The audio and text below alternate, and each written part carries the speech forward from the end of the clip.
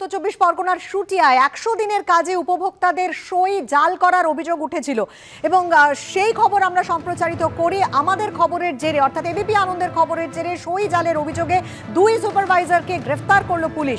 ধৃত রূপালী মণ্ডল ও প্রসেনজিৎ ঘোষকে আজই তোলা হবে বনগাঁ মহকুমা আদালতে। কথা বলবো আমাদের প্রতিনিধি সমীরণ পালের সঙ্গে।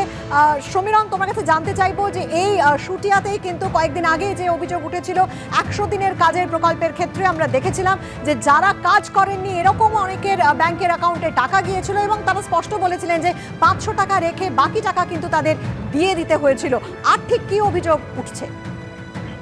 হ্যাঁ দেখো, গত বৃহস্পতিবার এবিপি আনন্দে সম্প্রচারিত হয় শুটিয়ার গ্রাম পঞ্চায়েতের পাঁচপোতা গ্রাম। সেখানে 100 দিনের কাজে যে সমস্ত গ্রামবাসীরা যারা কাজ করেনি তাদের অ্যাকাউন্টে 5,000 করে টাকা দেওয়া হয়েছে এবং শুধু তাই না, তাদের অভিযোগ ছিল সেই 100 দিনের কাজের সুপারভাইজার তথা তৃণমূল কর্মী ডলি মণ্ডল, দেবেন ঘোষরা তাদের বাড়িতে গিয়ে বলে যে তাদের অ্যাকাউন্টে টাকা দেওয়া হয়েছে জব কার্ড চালু রাখার জন্য এবং সেই কারণে তাদের অ্যাকাউন্টে 5,000 টাকা ঢুকলে তাদেরকে 500 টাকা রেখে বাকি টাকা দিয়ে দেওয়া হবে এবং এই মতো এক দম্পতি তারা 9,000 টাকা পর্যন্ত ফেরত দিয়ে দেয় এবং এই ঘটনায় চাঞ্চল্য ছড়িয়ে পড়ে এবং তখনই ভিডিও জানিয়েছিলেন যে বিষয়টি তদন্ত করে দেখা হবে। গত শনিবার তিনি পাঁচপোতা গ্রামে যান এবং শুটিয়া গ্রাম পঞ্চায়েতে যান, গ্রাম পঞ্চায়েতে বৈঠক করেন এবং পাঁচপোতা গ্রামে গিয়ে তদন্ত করেন এবং তদন্ত করার পর গাইঘাটা থানায় তিনি একটি অভিযোগ দায়ের করেন। সেই অভিযোগে তিনি উল্লেখ করেন যে শুটিয়া গ্রাম পঞ্চায়েতের অস্থায়ী কর্মী এবং 2 সুপারভাইজার প্রসেনজিৎ ঘোষ এবং রূপালী মণ্ডল তারা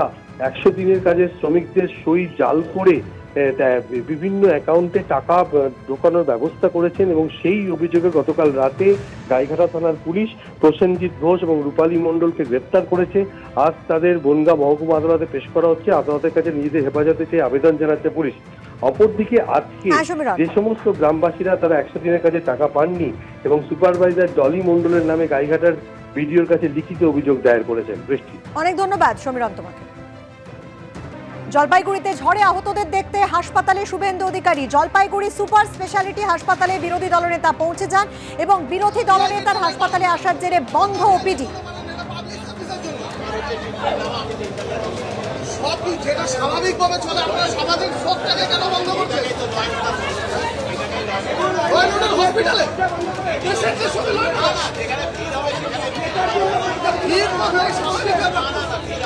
ওপিডি দরজায় মানুষ আসবে, ট্রিটমেন্ট করবে, তাহলে যার জন্য ভিড় হচ্ছে তার বোঝা উচিত।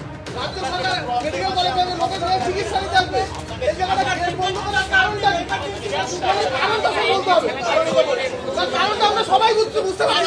লোকসভা ভোটের আগে কেউ এখানে রাজনীতি করতে আসছে,